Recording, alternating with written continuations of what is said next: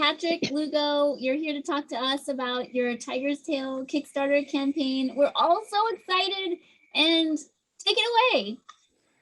Excellent. Thank you. Thank you, Jana. This is something I've been looking forward to on a lot of levels. So let me start with sharing my screen.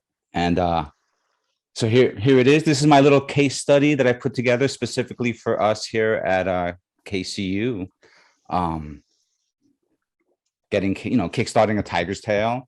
There's me down there in the corner, and any way, if you want to find me, there's all of that stuff. But I really want to get on to what I wanted to talk about, which is getting my obscure little comic from obscurity into slightly less obscure. So what I learned from KCU, right? I want to take you through a little chronological journey of how those things played out and share with some results. So let's proceed. There's my thing. All right. So timeline. I finished Tiger's Tail around 2019, right? I considered it a black and white graphic novel in the spirit of Bone. Over the course of 2020, I collected a bunch of polite rejection letters, learned a lot about querying, and that eventually led me to discovering the Kids Comics Intensive. I mean, I had been about part of KCU since 2020, but it was 2021 where things just clicked in, like a perfect reason to spend a stimulus package, let's say. But that led me to KCS, and eventually in 2022, the plan to launch on Kickstarter, right? So I wanted to point out a few specific lessons that were really key in giving me the information I needed so that I could, make a decision, right? So Lex Fajardo's self-publishing Lunch and Learn was great, as was James Powell's Kickstarter. I mean, I think I had a unique advantage in that both of them, thanks to Jana's particular group building alchemy, they were part of my own critique group. So I had direct access to them as I was formulating these ideas. Of course, listening to Oriana's interview is also essential. So I wanted to also spotlight James's work because it was so informative, right? So he gave us 20 steps. And so I want to give you 3 steps, right? Start early, research enough to know what you're doing. The thing is I didn't do as much research as I should. And I kind of trusted intuition, which I wouldn't recommend for everyone, but I kind of just had to move forward. So the one thing I wanted to express particularly is know what you could afford to lose, right? I had to have a plan for what I would make out of my Kickstarter campaign failing, right? So even if it didn't win, right? My formulation was loosely get 100 backers to spend $20. Right. And the theory was that I set up my book so that even if only 50 backers backed it and the Kickstarter failed, I'd still be able to get those 50 copies printed out of pocket and send it to them. Right. So at least something would come from the effort. It wouldn't just be a total loss. Along with learning from the campaign, right, there would be something that I'd still be able to deliver something. That was important to me. So more key details that I learned from my Kickstarter mentor, James, right? Confirm that first backer. I had a handful. I had maybe about a fantastic 4 or 5 that were just available. And then some great resources that really came in handy, pirate ships, right? I practiced shipping some stuff over the holidays, and pirate ship was key in that endeavor. And then it's true that the Dymo label writer is so worth an affiliate link. So really a good tool, helped a lot. And then as for Gemini comic supplies, I get a lot of those. And so I'm definitely of the opinion of reuse and recycle when possible. So I have, I'll keep you guys posted if you're interested on the fulfillment side of things.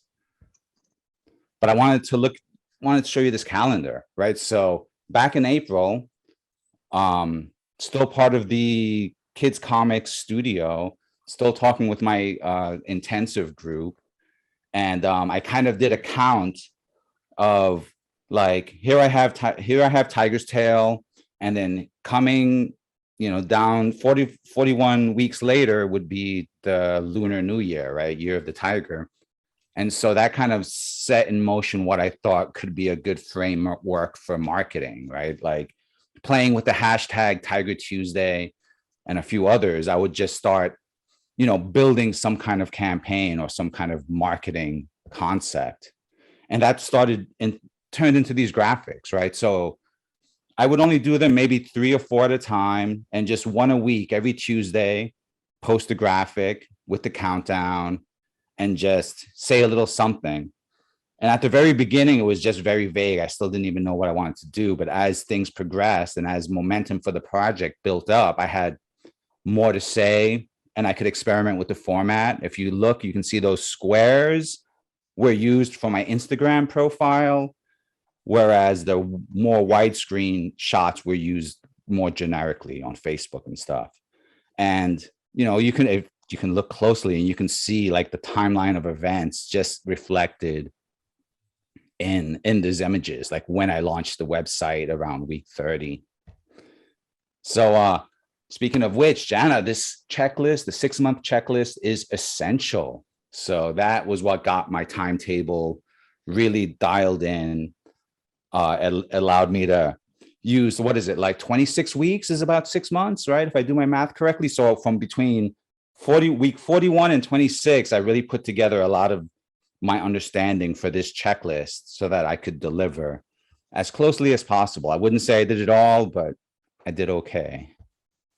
So at the 6-month mark, I launched Tiger's Tail, the website, and I tried to use that as a platform to get people interested, to collect newsletter subscribers, and to experiment with what I wanted to put out there. It's going off like crazy now with new content showing up about every day or every other day. But let me just take a second to talk about my email lists, because Jana, you are so correct, right? The email lists were essential. So I started my first one for my artist website, Lugo Arts, in March, got about 100 plus subscribers. We've talked about it before. I used the newsletter plugin and used that natively in WordPress. Then around August, I launched a Tiger's Tail and started trying to accumulate subscribers specifically for that project. I used MailChimp and I've got about 60 subscribers. So people seem to be more interested in me personally than in the project, but I was still able to work with that 160 subscribers to, move the project forward. And so let me show you my calendar of emails, right? So in the red were my artist emails starting in March, once a month. Then you can see in April 20th was when I started doing my Tiger Tuesday campaign. And then in yellow, you can see my Tiger's Tail emails, which were more than just like what I'm up to. They were a little bit more structured.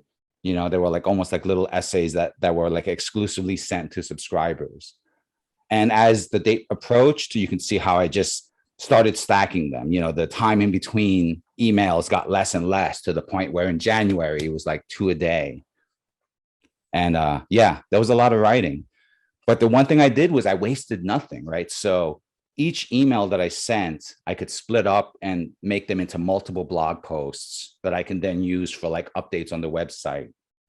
I could then also use them for social media. So like if I did a piece of artwork, I would post it. I would also post the footage of me drawing it. And I just kept feeding everything. And then so that, as that timetable got tighter, I had all of this extra stuff that I had already written months ago that I could then repurpose and reuse for the blogs to kind of give me more. So then, feedback, the importance of feedback, not just for the page, right? For the Kickstarter page, but for whatever, whatever you think it could be useful for. I cut and recut that little Kickstarter video so many times just to get even just specific words right or audio right. And, I still wouldn't give myself an A, but I needed to get it there in time. And so one thing I really learned about this whole process was that for all of the good advice that I got, I found myself ignoring certain bits of advice. And this is something I've been thinking about a lot, is like when to ignore good advice, So I kind of broke it up into three things, right? So like you can't, right? Either it's timing, you don't have the time, or you don't have the skill set, and you don't have the time to find someone with the skill set to do it. So it's just like, oh, I would love to, but I can't do it. You won't follow that advice. It doesn't match the vision, doesn't match like what you feel, right? Your gut instincts about where what's being said with that advice and how that it relates to what I was trying to do. And then lastly is will, right? Is like what I'm willing to do instead, where my willpower, my willingness to stay up and not sleep for the week of, was going to make up for the fact that I didn't follow certain bits of advice. So yeah, I have some examples of this sort of thing, but it's something that's really stayed with me as like a factor, when to take advice and when you can't.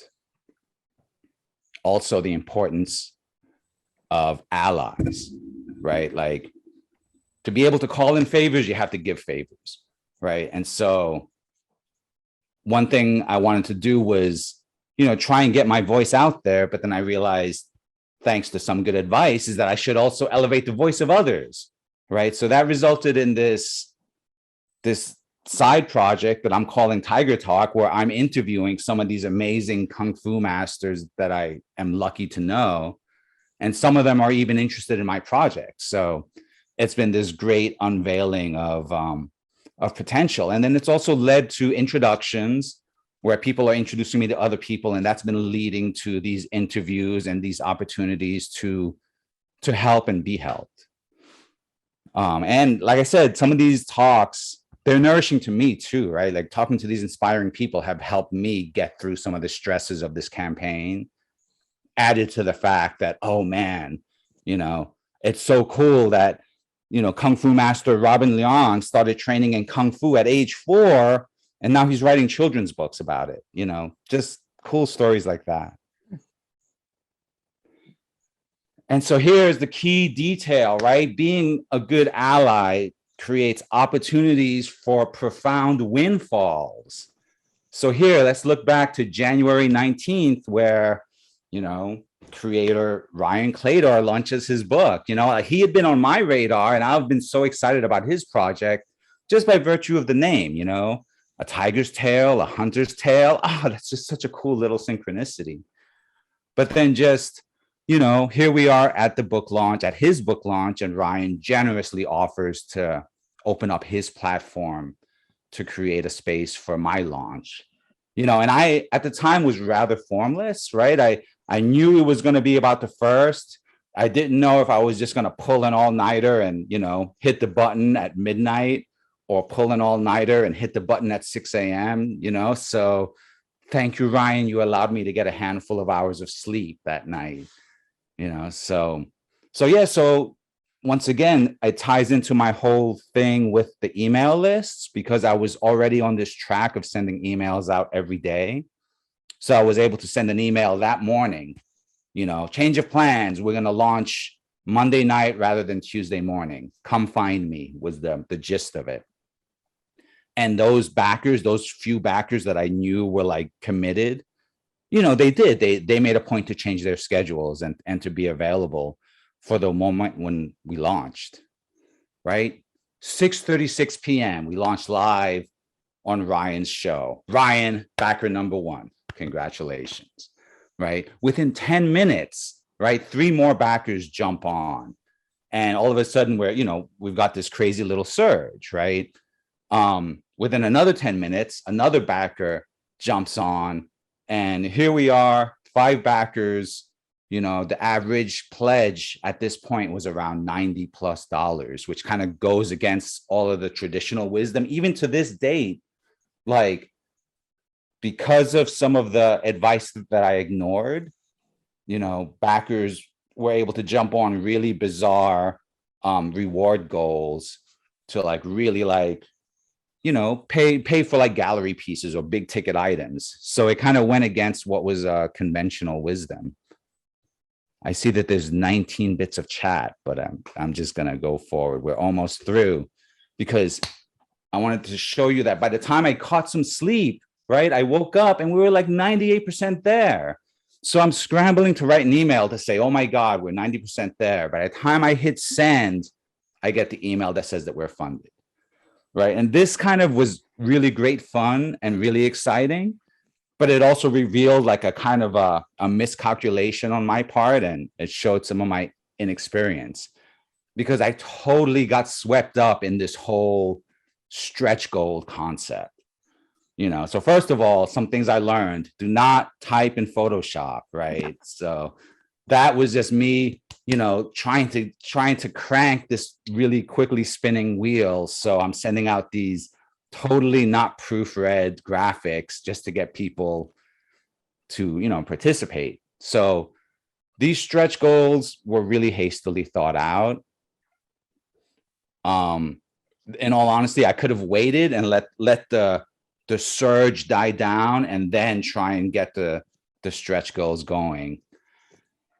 But I was just so swept up in the whole story of, 155% in 24 hours.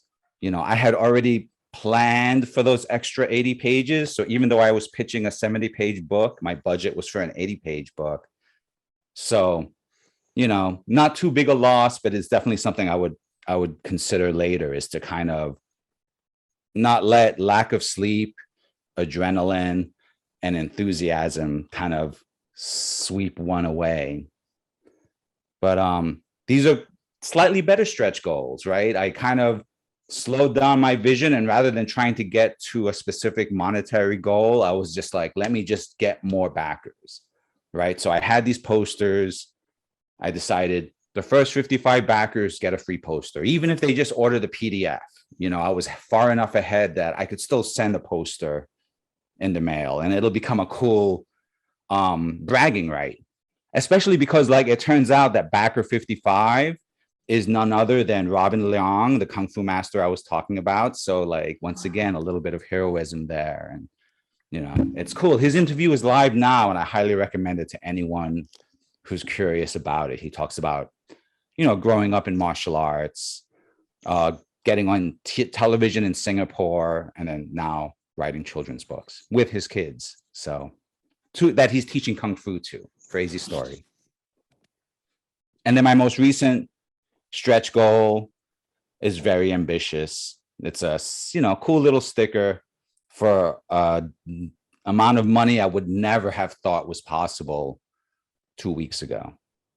And then my next stretch goal after that is going to be about elevating voices. So what I'm working on is an anthology that's going to feature comic art by martial artists. So like martial art masters who also like comics and are working on their own comic art. So since I'm like kind of in that bridge, let me just like, put together a little ash can that people could see.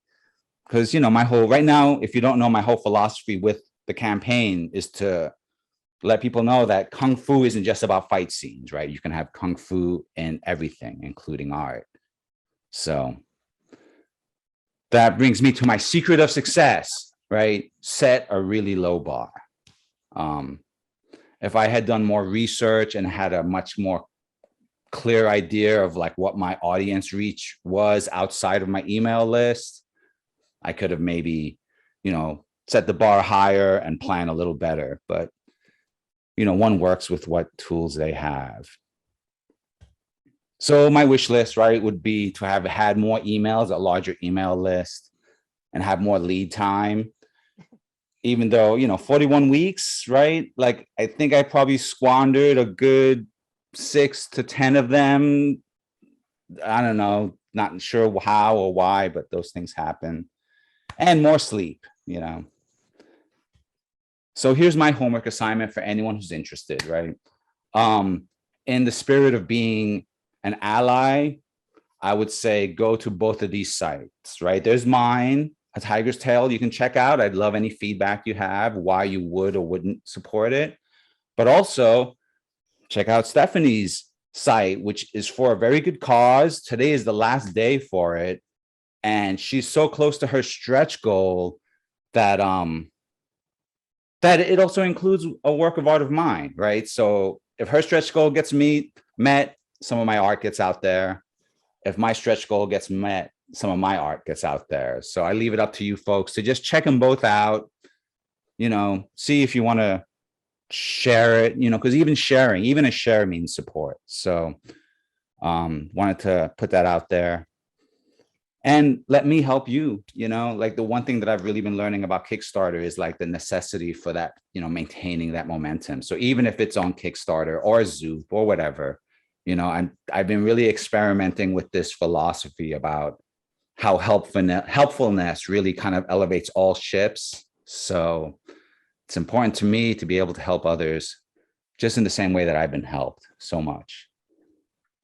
And if you want to reach out, there's my website at tigerstail.com, and there's me again and all my my socials. And I think that ends my little screen share. And how did I do? What was my timing? Look at that. I had this down to 17 minutes the last time. I think I did 27 minutes. That's all right. So yeah, Q&A, questions, make sure that I have links in that PDF, so I'll happily put that onto KCU so people can just break it apart. So you can Google Zine 100 and that'll take you straight to Stephanie's campaign. And for mine, Patrick, Stephanie put the links to her campaign and your campaign in the chat. Oh, that's great. I'm catching up on what you call it. So yeah, the chat. Yes. Patrick, you got me, I got you. Oh, awesome. Thank you. Any questions? Anything, comments? I have a question. Can you share like any of your pages, like some of your favorite pages from your comic, or anything like that? I could play for you a quick little video that's like a minute long that shows me drawing something. I'm using a different computer but you know what? Actually, give me a second and I could show you the preview pages that I have on the campaign. That'll give you an idea. Patrick, I gotta say how wonderful it is. Just every experience of your campaign. It's not just a Kickstarter, you know that. It's such a cultural experience. It's a soulful experience. It's a learning experience for me and my kids. So I don't have my video on, but you know what I look like. So I just thank you for all the time, all the expertise, all the love that you put into this. It's just, I love getting updates. I love my, oh God, it's another one. Oh, Patrick put something out. Let me see what this is about. It's just wonderful. So thank you for sharing your life, your journey, culture, everything. Thank you. Thanks for being there. I mean, I feel like it's definitely about the public putting oneself out there. I think that's definitely what Kickstarter has been showing. If I can share my screen again, I think I've pulled up my Kickstarter page so I could scroll you through. So here we are on Kickstarter. Is that right? Mm-hmm. So I've got a few. This is like part of the opening prologue, which I kept in black and white. Like I for the longest time, I wanted to keep the comic a black and white comic, right? It was about yin and yang. It should just be black and white. But, with Kickstarter, with the printing tech, I kind of decided that, I wanted to add color. So I've kind of been working on this method of, what is it? What's the term? Diegetic levels, right? Is a new word I learned. And I've been really fascinated with the concept, right? It's about like when you read a story and then within that story, they tell another story. That's like another diegetic level. And then if within that story that those characters are telling, they talk about someone else, that's like another diegetic level. So I don't know. It's something that once I discovered, I really latched onto, because what I decided to do was use color in that way. So here it is. There's a scene in black and white because that's them talking about old school mythology. But then when it comes more current, I start adding some color to the story. And then as the story progresses, I've kind of worked out a palette that's going to add more and more color as they go further and further along, as they get closer to enlightenment, I guess you could say. More color comes in there. And yeah, that's from there it jumps back again to another diegetic level, which is a flashback, and then it jumps forward. So it's like it's kind of structured to be stories within stories, which I don't know. It's my quirkiness, I suppose. But yeah, so that's where it's at now, you know. And like I said, I'm planning to do this thing next Monday afternoon with Cornelius Boots, a shakuhachi flute player, to talk about some of that, you know, just the kung fu of flute playing, in the same way that I did some stuff about the kung fu of tea, which was a lot of fun. So I'm trying to cover, you know, I've already got like kung fu lessons on tigerstail.com for anyone who wants to know what tiger kung fu is about. But I think it's more important to communicate like the bigger cosmology of what kung fu means. I think you're brilliant, Patrick. You're too kind. No, that's all I am, is kind. Which is not the same thing as nice. Really, I love this. This is great. Yeah, big congratulations, Patrick. I thought this was just going to be a party, but to get all this great information, wow. Oh, I definitely wanted it to be more than just a party. I party too much as it is. I see Ryan's got his hands up. Hey, Patrick. I have all kinds of questions for you, but I'll try to keep it to just two right now. We went extra innings on yours, so let's do it again. I'll see how long I can keep you today then. One is, you were talking about coloring some of your pages, leaving some of them black and white. I'm curious what that color to black and white page ratio is going to be, and are you finished coloring them at this point, or are you still working on them? And then my second question was about pirate ship. So I'm using stamps.com, which has a monthly fee, and I've heard that pirate ship basically does all the same things, but you don't have a monthly fee. So after you answer the creative question, I'd love your thoughts on pirate ship. Well, I'll answer that one first. So I have yet to pay a fee for pirate ship at all. Just whatever, you know, just pay for the shipping, buy the shipping label. So that was definitely one of the differences between the two that lent me towards pirate ship. And there are still pages being colored as we speak. Like, in fact, last Saturday, I did like a little live YouTube stream where I just set aside some pages, and it was a sequence featuring Bodhidharma, right? The patriarch of martial arts and Buddhism.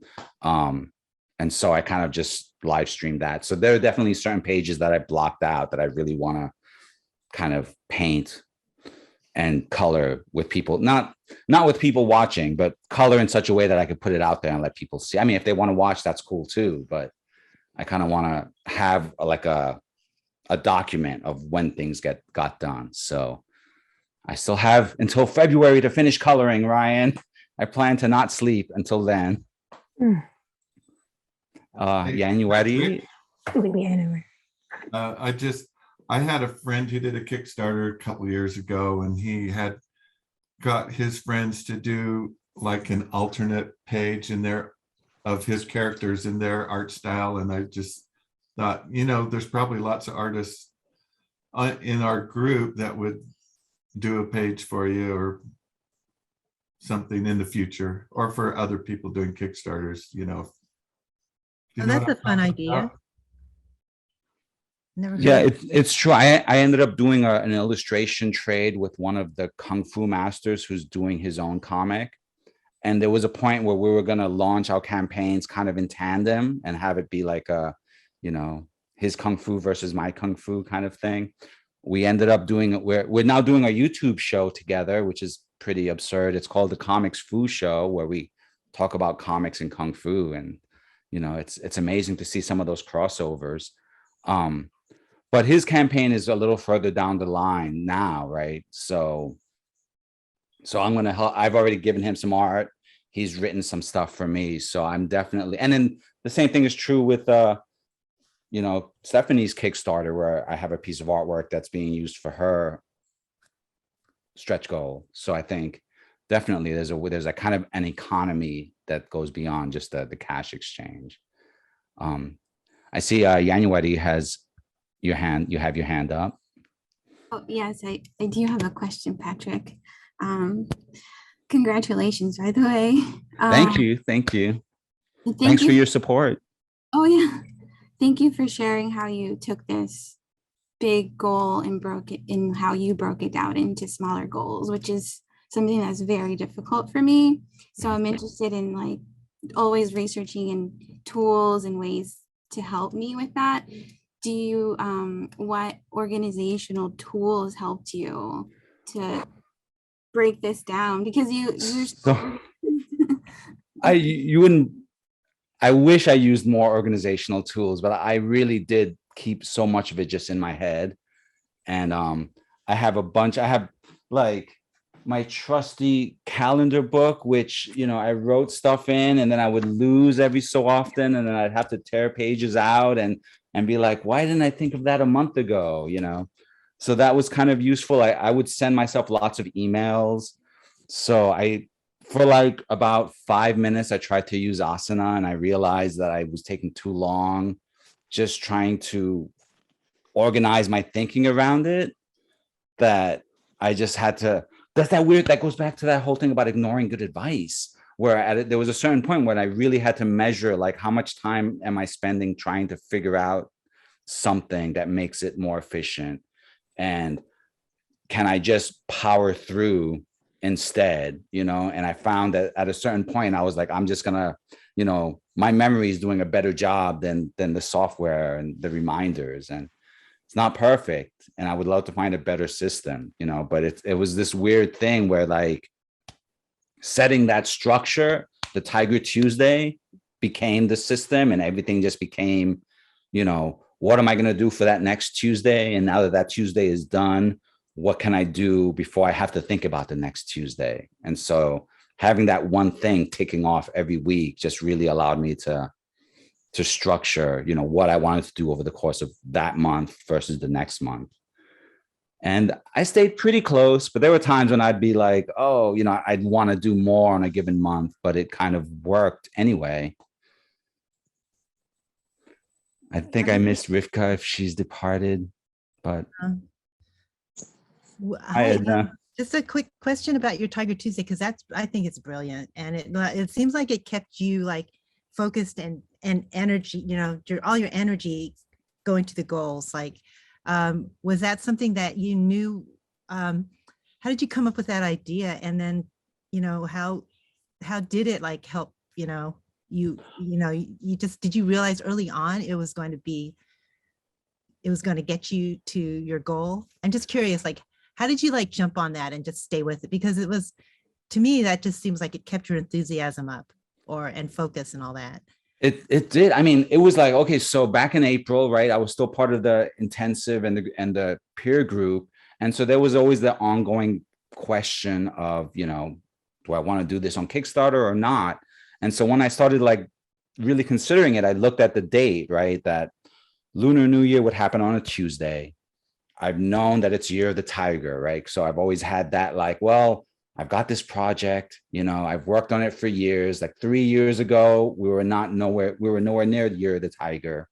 But then here we were, it was coming. So I just kind of did some math and was just like, okay, I've got 41 weeks between now, which was then, and that Tuesday launch date. And I know, like, just within my own circle of community, that everyone celebrates the Lunar New Year. So let me see if it worked. I love alliterations, maybe too much. So definitely saw the Tiger Tuesday as a potential. And then from there, it just became a thing of, let me just do some random stuff. Some of those pieces were just like, I've got all of this artwork. I've got these random things with, I've done like medals like for tournaments that have like a tiger's face. So I've got all of this crazy tiger artwork. So let me just put them out there. And then as the date approached, and once again, getting feedback from people, they were like, well, you've only got 6 weeks now, or you've only got 4 months now. How much have you gotten? So I had people to keep me accountable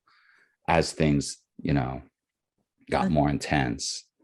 Cool. Thank you for that backstory on that, because it just seems, it seems like it's like a brilliant marketing concept, but it sounds like it happened organically for you. And that's it seemed like it was a bit of both, But I mean, I've spent 20 years doing marketing too, so there's some of that. January again has the raised hands. Oh, no, I'm sorry. Oh, okay. Well, high five, I will lower my hand. Ryan. Yeah, bouncing off this Tiger Tuesday talk, I too have really enjoyed these, and I'm curious what your long-term thoughts on Tiger Tuesday are. Do you plan to continue this past the campaign, or is this specifically linked to a Tiger's Tail campaign? Just curious to hear your thoughts on that. I'm definitely, well, I've definitely gotten more interest from other folks, martial artists and the like, who are like, oh, I want to talk about stuff too. So there's room to do something. I mean, I don't think I'll do it every Tuesday like I'm doing it now, but I think a once a month Tiger Tuesday thing is something that would be worth. I mean, it's kept me accountable to getting stuff done, so I kind of like that. So I'd like to pursue more of it. And like I said, I have this Zen flute master who is really enthusiastic about the project, and so we might. The secret is that we're working on a reading soundtrack, right? So that you could read the comic while you listen to the Zen flute. But in the meantime, we might be doing stuff live together. And like I said, we'll see what happens this Monday. I think will show what can happen after that. But it's been fun. And I mean, it's been so inspiring to talk to some of these people. And I'm still like, half the times I'm amazed that they're willing to set the time aside. I mean, these are Kung Fu masters. They're out there breaking the world records, but they like my comics too. Big surprise. Patrick, I feel like maybe you should consider keeping up your Tiger Tuesday every week. I mean, I'm not like opposed to it. It's just a momentum thing. I mean, like, I have no problem with making it the thing that keeps me accountable over the course of like completing the project and even doing the fulfillment and that sort of thing. And I mean, people are already asking for like a volume 2. So it's just like, it almost gets to a point where somebody is synonymous with a hashtag, and that could be you. You know what I mean? Like, hey, you want to find Patrick Lugo, go see, find him on Tiger Tuesday. So like that, this is like this is something that's just on your, fallen on your lap in a way. You planned it and everything, but it's big. It's like maybe something to really seriously, think about and do. I mean, thankfully I'm up late at night anyway. So I definitely,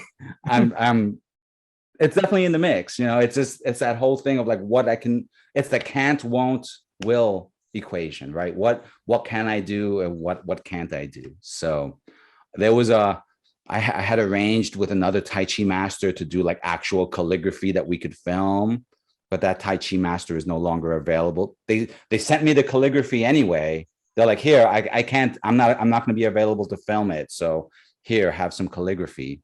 So, I mean, that part was cool, but I kind of really wanted the filming part. So it's just, it's fun. So I have my next Tiger Tuesday is with a Taoist master, and he's going to talk. He was doing tea while we interviewed him, right? And it was so awesome because he's talking about like the theory of the elements and like what, how Taoist theory works with the elements. And he's like grabbing his teapot, and demonstrating this is the earth element, and then the water comes out of it. And I was like, oh, what a great lesson. Such little editing I'll have to do for that one.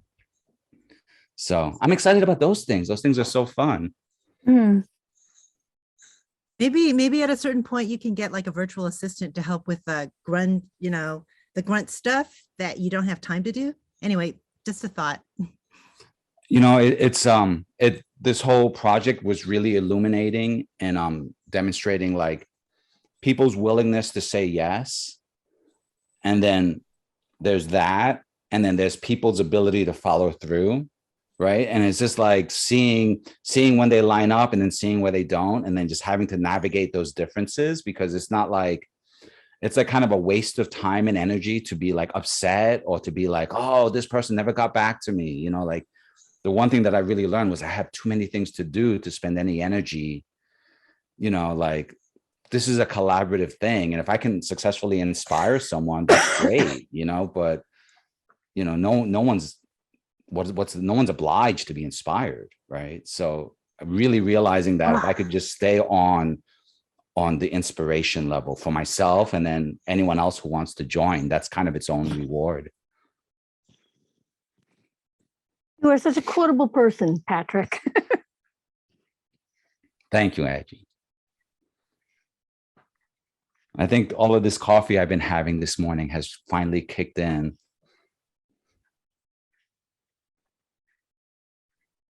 Patrick says in a very relaxed voice.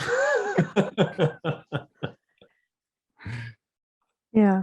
It's interesting because it's like I've had friends who've had successful Kickstarters, and I really, at this moment, I have no desire to. It intimidates the crapola right out of me. But the way you explained it, it has taken a lot of the angst out of it. But what I've actually got from you was that can't, won't, will, and nobody is obliged to be inspired. That is such a wise thing, And here's the thing. The fact is that your ideas are inspiring. I mean, they're kind of really exciting to me. So I think that a lot of people feel that way. So I think that, and the fact that you learned so much from the process of this, and that you're sharing it so generously, love it. Thank you so much.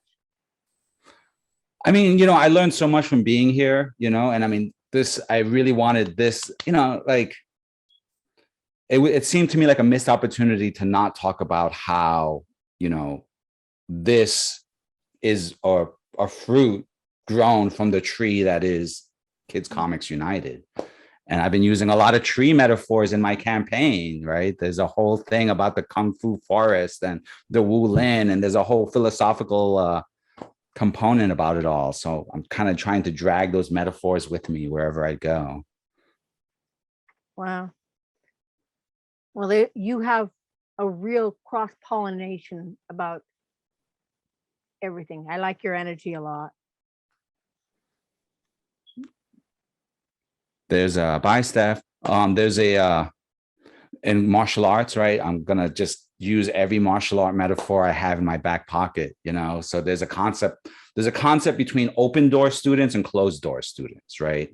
And the idea being that the real teaching happens behind closed doors, right? And that's like the secrets of Kung Fu. But then alongside of that, right, there's the concept of, when one has the opportunity to hold the door open, when you can hold the gate and when you can open the gate. And, like that whole, how that's like a feather in one's cap, that opportunities that one has to be able to hold that door open.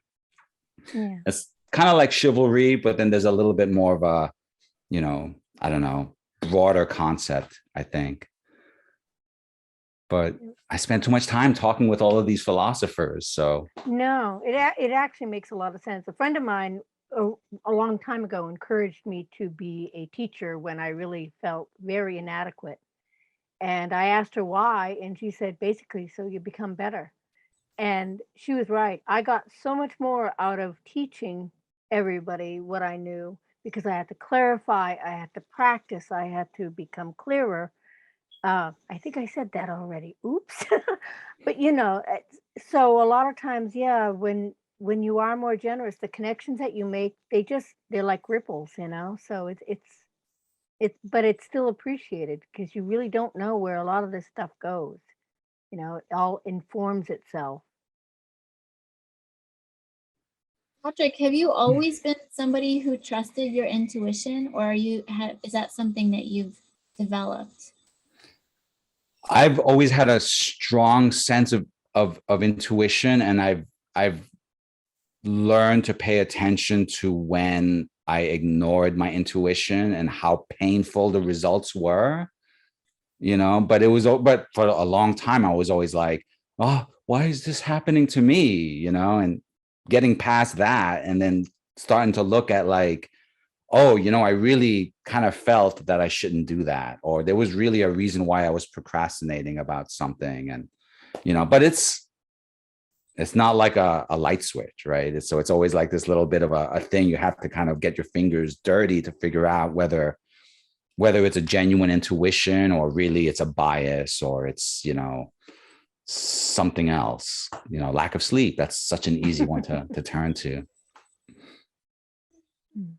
But I mean, I think it has to be cultivated, right? Like meditation or some kind of practice, things that create flow, put one in deeper touch with those intuitive instincts. And then a lot of stuff is after the fact, how we frame it after the fact, I think is very important.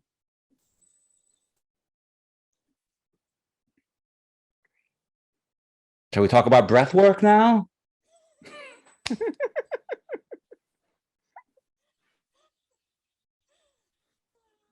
Patrick, Yes. I think it's amazing that you did the Kickstarter. It's been something I've been kicking around in my head, and it seems like, did you target? And I missed half of this. So did you target half? Did you target the people that were in the group of the interest of this, or did you target everyone for this? Like, how did you get an audience? Like, before you did a Kickstarter, like, where did you go and how did you form that group? Or I mean, I think the email mission, right? Building that email list was so key, right? So between March and August, before I really officially launched Tiger's Tail, I put a lot of effort into like having those emails out there and writing each, like I write movie reviews and articles every so often. So I have at least a little bit of ability to put together some kind of essay. So I just kind of transferred that over and very colloquial, very casual, typos and all, but just tried to, have that schedule and put something out there. And the one thing that really, like, I ended up doing a little web comic to accompany it. And it was just like this little stream of consciousness, musings on something, like start here and just, let me share with you a random story about, my name, why I'm, from my family's from Puerto Rico, but I have an Irish name, so that was my little web comic that I wrote. And then they just synced up, right? I'd send the email, I'd update the web comic, and I just kept that exclusive to my subscribers. And then they could comment, and little by little, I could and these were mostly my friends and kind of like colleagues and, some of the gallery curators that I've worked with, right? So it's just like all of these different people just having this one thing to turn to.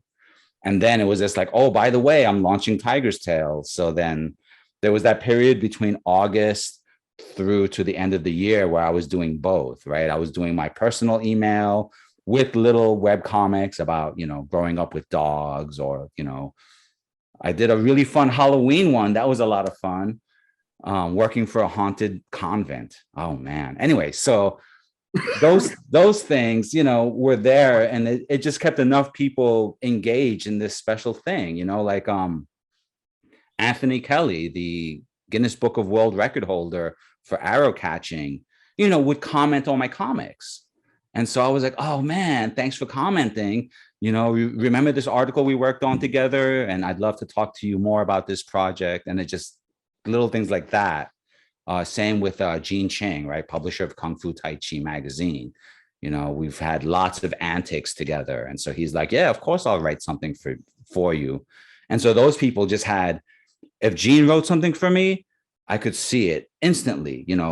a half dozen new subscribers, a half dozen new followers. Like, so there are always people that just, you know, can just lend that little bit of a boost. And so it's just like, how do you keep that going? Who do you know, Rob, that just by virtue of who they are, people are like, you know, people will acknowledge their casual endorsement of you, you know, and like those are the people there. You've got them. You just got to kind of pull them together and get them all facing in one direction. Patrick, can you talk a little bit about how you specifically jump-started your email list? Did you just send individual emails to people and say, hey, I'm starting a mailing list. Do you want to subscribe? Is that how you did it, or did you do it a different way? I did a little bit of that, but what I really leaned into was Facebook's, you know, tendency to tell everyone when it's your birthday, you know. So what I did, okay, so I did my first comic. My little web comic was called A Fine Irish Name. And it was about the fact that my birthday is on March 16th. And that's the reason why my parents named me Patrick, because the day before St. Patrick's Day, right? The priest suggested it. And so growing up, I'm a little, you know, little Catholic boy who everyone's like, oh, what a fine Irish name. That's, I'm not Irish, I'm Puerto Rican, right? So that was my little comic. And I just made a thing of like, hey, it's my birthday. Everybody knows this on Facebook. So as a birthday gift to you, I did this crazy little comic. All you have to do is subscribe to my email list to get it for free. And then that just like surged a bunch of people. So I got like a, whatever, 50, 60 people just that one day, because they were coming to my Facebook page to wish me a happy birthday. And they saw the preview image, they saw like the first page, and they're like, all right, let me see the rest of this thing. But that's a great idea. So yeah, I mean, I hate to use the word weaponize, right? Very bad word. So let's say utilize, right? I utilized my birthday, or I utilized the fact that Facebook utilizes my birthday to kind of get people, you know, get people's eyeballs on this one thing, which is, hey, I have a comic I want to give you. All you need to do is this one thing. And then I had to keep it up. That was a little more challenging. Yeah, that exchange, I think it's really important, but that's brilliant. Ryan's Ryan, got, do you have a question? oh, who else? I do have more questions for you if nobody else has a question. So earlier you were talking about email as well, and you said that you had a personal email list, but then you made a new one for a tiger's tail. And I'm curious about your thought process behind that. And also if you are telling your personal email list about tiger's tail as well. Yes. I think I started the second email list because that was part of what was on the, Jana, correct me if I'm wrong, but that was one of the things within that 6-month checklist for marketing. And so I was, you know, it kind of gave me a convenient way to add more to the Tiger Tuesday thing. Like I was doing these Tiger Tuesday posts. So if I can collect emails, then I could do something a little bit more elaborate for a Tiger, you know, there's the Tiger Tuesday post, which is just a graphic and maybe something. And then there would be like a Tiger Tuesday exclusive specific to whoever bothered to subscribe. Right. And I would write those, like I said, I would write those exclusives, and then I would write them with the thought that I'm going to chop them up and use them as blog posts later. So I kind of had that in the works, but then I would use my personal artist newsletter to kind of talk about the lead up, you know, hey, you may or may not know, I've had this project for a long time. It's called The Tiger's Tail. I've been thinking about doing it on Kickstarter. Check it out. I'm going to launch a website for it. Check it out. I've started this new email list for it. And then I was just like, you can sign up for that one if you want, but I'll keep you posted on what's going on both platforms. So there are a handful of people that cross over. And then in that same way that I snip things apart, right? I go to my Plugo Arts newsletter and I take a chunk from my Tiger's Tail newsletter and I put that there and be like, if you want to read more, it's over there if you want to see it. And I just kept that kind of cross-pollination going. And then as the deadline got tighter, right, my Plugo Arts newsletter just became about all of the effort that I'm directing towards A Tiger's Tale. But then it also was more of that behind the scenes stuff and the stream of consciousness stuff.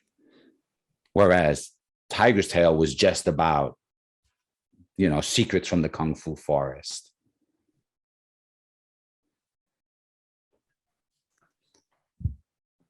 I'm not sure if I've caught everyone else's hands or if there's anything else. I mean, I'm ready to hang out for as long as anyone wants to. But I just wanted to ask one thing to kind of sum up what you just said. I wanted to see if this is an accurate characterization. So would you say your Tiger's Tale email list was like about the content of the book kind of thing, and then your personal type email was like the process behind it? Is that kind of thing? broadly speaking, right? Okay. So the personal email is about, you know, me and my artistic vision and the Yeah. projects that You I'm as an engaged artist with. and that all together kind of all encompassing. Mhm. And Okay. so there was kind of that lead up to saying, you know, I'm not going to be doing any more freelance work. I'm not going to be doing any more covers because I'm going to focus 110% on this new project. And it's going to be Tiger's Tale.